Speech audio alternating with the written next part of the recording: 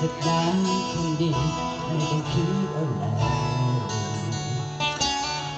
ก็เข้าใจว่าวันเวลาทำให้คนเปลี่ยนไปฉันก็คงไม่คิดโทษใครอยู่แล้วแล้ววงแล้วอยากขอบใจที่เคยรักฉัน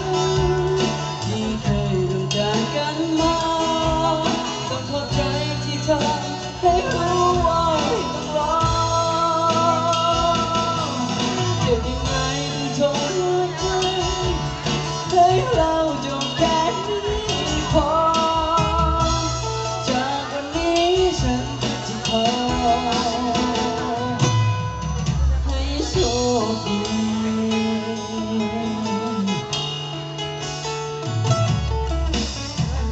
เวลาทุกวินาทีต่อไปก็หมดความหมายจะเร็วจะช้ายังไงก็คงไม่ได้แต่เมื่อมันไม่เหลืออะไรเมื่อเธอไม่กลับมาหาฉันก็คงต้องใช้เวลาลืมเธออยากขอบใจที่เคยรักฉันที่เคยต้องการกันมาต้องขอบใจที่เคยให้รู้ว่าไม่ต้องรอเรียกยังไงต้องทนรับไว้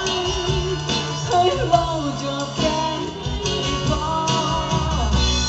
จากวันนี้ฉันจะขอ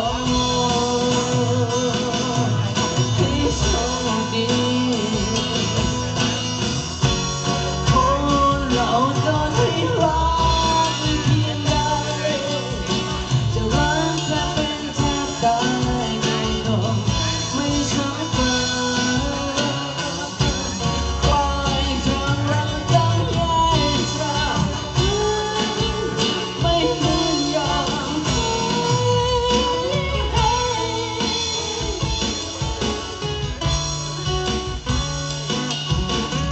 เขา